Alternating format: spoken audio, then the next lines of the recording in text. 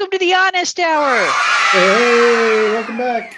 No spin environment. The first time I did this, I was too close to the table and I sent my computer flying. Now whatever. All right. So, just as we've been preaching and screaming and yelling from the rooftops that no, this is not like 2008, then we start seeing some banks shutting their doors. Right. Run on the banks. Oh no. Right. And we're getting questions from folks. Is this kind of the beginning of a topple? And so we wanted to talk about it, pull out our fictional crystal balls. And that's right. There we go. Your crystal ball. Yours is less hairy than mine is. Look at that. Looks like you got a nice polish on it. It's good shine today. I think what's really important to know the difference between, we keep going back and comparing to the Great Recession because that's closest in people's memories of the last time we've had a big financial shock to the system, like COVID provided and everything. This is still a COVID hangover that we're dealing with, right? If you remember when we were talking back at the beginning of the pandemic, that we were going to have some fallout from this thing. It's just with all of the infusions of monies into the system, it just extended out the duration, right? It was going to be long and slower or fast and brutal. And all that money was a contributing factor to these issues too, right? That's right. We had those subsidies and the returning of monies or, funds from the federal government that were coming to the taxpayers. And then those taxpayers are taking it out and spending it in businesses. Businesses are creating great profits, and so they're hiring more people. But that time, money was cheap to borrow, so they're borrowing money, expanding, sizing, scaling, selling more stuff, and so now all of a sudden you had this economy that was just on fire, right? On fire. Yeah, that's right. Which resulted in prices going up faster, right? If you've got more buyers for that car than there are cars to buy, the price is going to go up, and that's where the inflation comes from in simple terms, right? Right. That the supply chain issues that came in, again, so you have a high demand from the buyers that are out there, but low supply because they can't manufacture these cars or houses or things fast enough to be able to get it. And so that's where you saw the inflation just skyrocket, right? Skyrocketing in all sectors. So as we know, right, these kind of brutal year of interest rate increases have been the Federal Reserve's attempt to slow down people's borrowing and spending of money. If money is more expensive, people will borrow less of it. They will spend less of it. That means there's fewer buyers competing for that car. In the perfect world, that starts dropping the prices a little bit and gets that inflation under control, right? Right. That's where what we've been doing that leads us to now. Why have these banks closed? So as the Federal Reserve starts raising these interest rates, right, that means that like these treasury yields and those sorts of things those interest rates are raising. So people can take their money and they can invest it into these treasuries that are now paying out a higher return based off of it. Well, when you're looking at a bank, right, they take our money and they put it into their coffers and they're paying us a percentage or an interest rate on the money that we have stored with them. Well, they've got to make some money somehow, right? And so they're giving out mortgages or they're investing in their own treasuries. Well, the problem was these banks were investing in treasuries back prior to when the Fed started raising these rates, right? And so now as these other treasuries start yielding higher returns, the value of the ones that the banks are invested in start dropping, because why buy this treasury from the bank at a 2% when you can go out and get, say, a 5% interest rate for the same money that's there? So in other words, I go and deposit $1 million with Silicon Valley Bank, SVB. Silicon Valley Bank, SVB, right? I can do it backward all day long, just not forward. I deposit $1 million with it, right? They don't keep $1 million in the drawer out back. Right.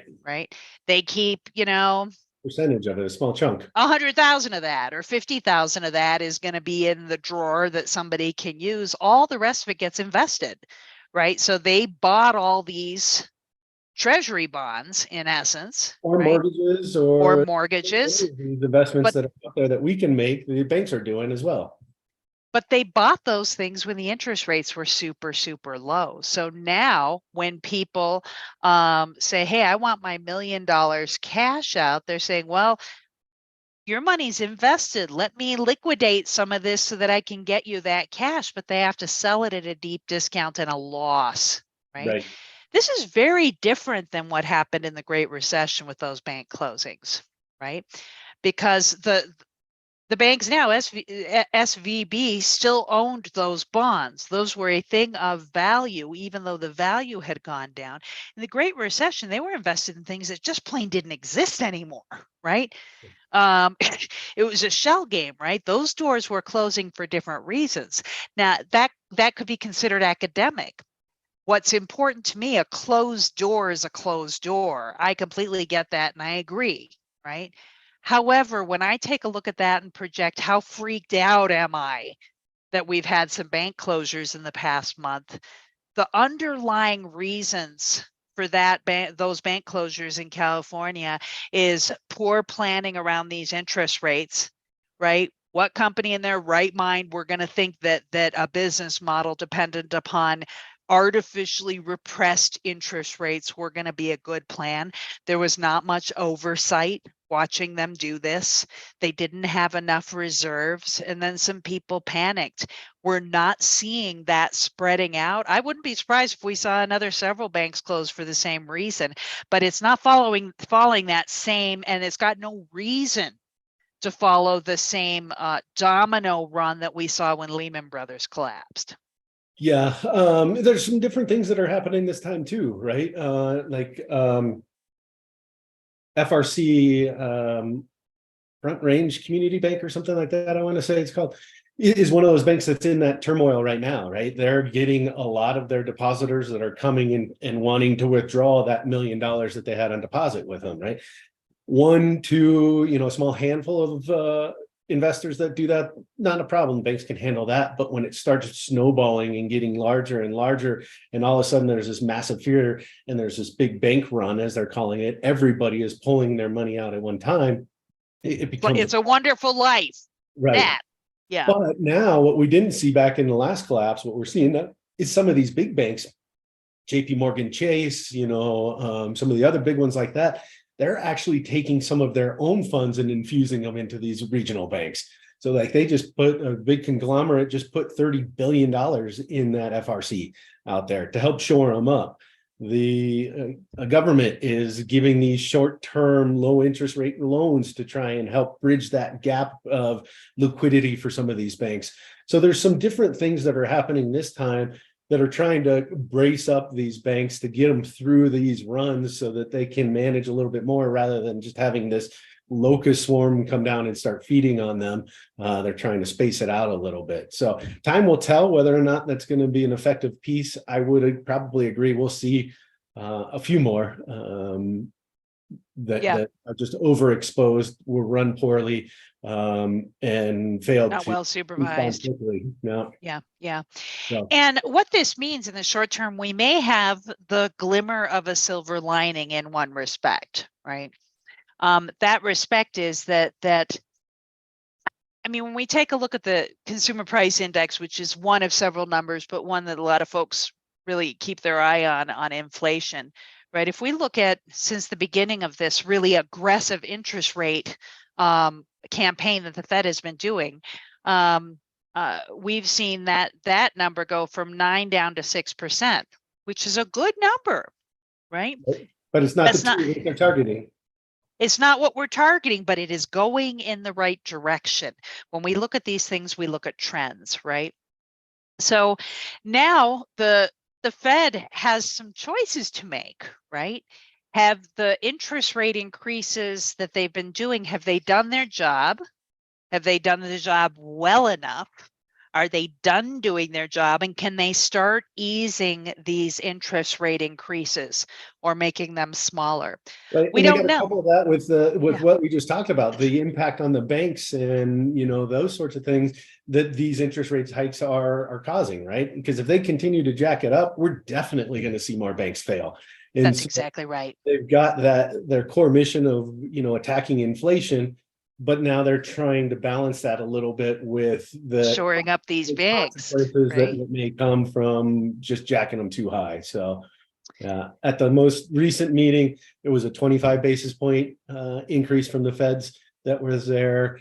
Prior to that, I was hearing that Wall Street was expecting a 50 point basis pump. But then we had Signature Bank, SVB, these guys go under, pressures on FRC like we were talking about.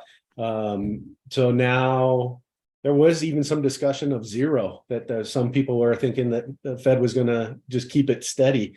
We'll see. You look at what Powell said at his speech after announcing the 25. It seems like they are now becoming a little less aggressive in that, right? That's There right. may be one, maybe two more 25% basis points increase this year, but they're not saying they're going to aggressively start pushing it again. We're not going to see the 50 or three quarter 75% base point there, at least at this point, right? Who At least knows? at this point, Also, unless we see that this trend line stops, right? I'm going to be very interested to see we're going to see our next round of inflation numbers come out at the beginning of May 10th, I think, right? So if we see this trend is continuing in the right direction, I would, crystal ball, disclaimer, expect that the Fed would continue to be less aggressive. We might still see a couple interest rate increases, but I would predict that they'll be smaller. Now, this was the silver lining. Here is the gray lining to that silver lining. For every 1 point decrease in interest rates, another 500,000 people qualify for a loan. that's an What does amazing, that mean? right? So say interest rates before were 7% for mortgages, right? If that drops down to 6%, there's going to be 500,000 more buyers that enter into the market for the same price point homes. Competing. Yeah, more people coming out of the woodworks back into potentially the Hunger Games, as we like to call it, the multiple offers, the waiving of all kinds of rights, Bringing extra cash, all of that business, right? definitely a possibility. And the interesting thing was, seems inverse to logic, but after these banks collapsed, there was downward pressure on those interest rates for mortgages, right? That's right. So it's already coming down a little bit. And if it keeps falling, there's just going to be more competition that's out there. So if you're thinking about buying, if you're considering it, I think there's a small window of opportunity right now for these folks, Rox. We just That's need to right. sit down, let's have a conversation. We can get you connected with one of the lender partners that are experts in their field that can help you navigate those waters, talk to you about the different products that are out there and what's going to fit for your needs and your goals. Like, if you're looking to stay in the property for 5 years or something like that, maybe a 7-year arm is something. You can get lower interest rates on that.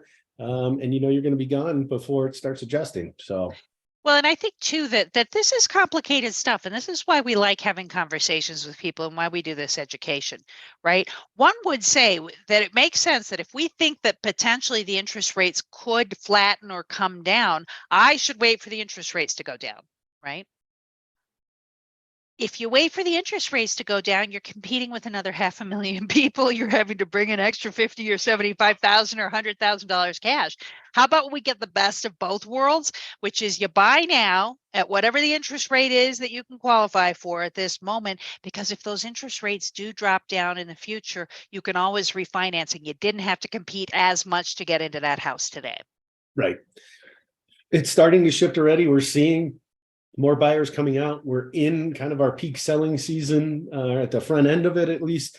And so now would be kind of, in my opinion, a great opportunity to get out there, get into the market, buy that house, because if things keep trending the way that they're trending, we're going to see a lot more buyers coming back into the market later in the year and in years to come. That's right. If you liked this content, please hit the subscribe button. That's Look at right. that. That's my most charmingest smile. And then hit the little bell so you get notified. And please like this material and share it with others. Give us a call if you'd like to talk about this. We just love talking to people about this. So pick up the phone, give us a call. Give me somebody else to talk to besides Roxanne about all this stuff. Please give us a call. Please, for the love of God. Right.